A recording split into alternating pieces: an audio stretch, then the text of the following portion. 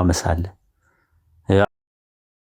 አንዳንድ ጊዜ ደግሞ ውስጥ ያሉ ነገሮች ብለድ ሰርኩሌሽንም ሊሆን ይችላል። የሆነ ነገር ቆሞ ጸጥ ማለት አለ።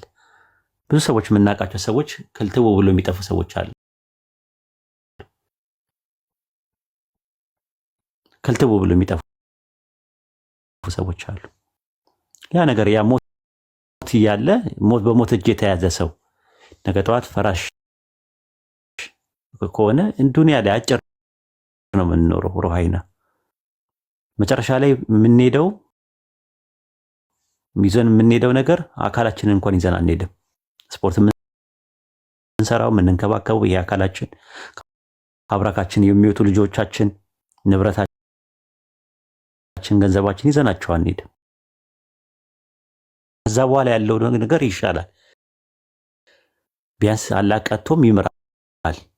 ማለትም ያው ፍተኛ ነው። መሀሪም ቢሆንም ፍተኛም ነው። ሰዎች ለሰሩት እንትን ይቀጣል። ሙስሊም ነው ብሎ ዝም አይለውም። አንድ ሰው ሙስሊም ነው ብሎ አንድ አምላክን እያመለከ ሌላ ነገሮችን ኃጢአቶችን ቢሰራ ለዛ ነገር በነሳ ወደ አላህ እስካልተመለሰ ድረስ ይቀጣዋል ራሱ። አይ እንትን ሙስሊም ነህ በቃ እንደፈለገ ፈንጭ የሚባል ነገር የለውም። ነገር ግን ሽርክ ደግሞ ለዝንተ ዓለም የምትቆራረጭበት ነው ከአላህ ጋር። በጣም ከባድ ነው፣ የሚዘገንን ነገር ነው። እኔ እንዴት እንደሆነ አላውቅም ማለት ነው። ሽርክን ምን እንደሆነ ወይ አልቀመሽውም። እነሱ ጋር በነበርሽበት ሰዓት ላይ ሽርክ ምን እንደሆነ አልገባሽም ወይ? ክርስትና ውስጥ የነበረው ነገር ማለት ነው። ሰው እኮ እስልምና ትክክል አይደለም ብሎ እንኳን ካሰበ ትክክል አይደለም ብሎ የሚያስብ ሰው ድጥ ከሆነበት ወደ ማጥ አይገባም። ተመልሶ ደግሞ ወደ ማለት ኤቲዝም ምናምን የሚሆኑ ሰዎች እኮ አሉ። እነሱም ቢሆኑ ይመለሳሉ በኋላ ላይ። ግን በቃ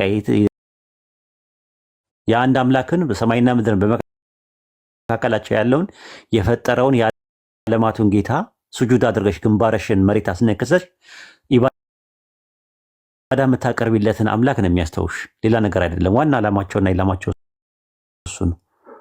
በአንድነቱ ላይ ሁለትነት ሶስትነት የሌለበትን፣ በሕያውነቱ ላይ ሞት የሌለበትን፣ በአምላክነቱ ላይ ሰውነት የሌለበትን፣ በጥበቃው ላይ እንቅልፍ የሌለበትን፣ በጌትነቱ ላይ ባርነት የሌለበትን ይህን አንድ አምላክ የአምልኮ ሀቅ የሚገባውን ብለሽ የምታምኝበትን እንትን ማስተው ነው ስራቸው። ከዛ በኋላ አትሰግጂም እኮ ስግደትም የለም እነሱ ጋር።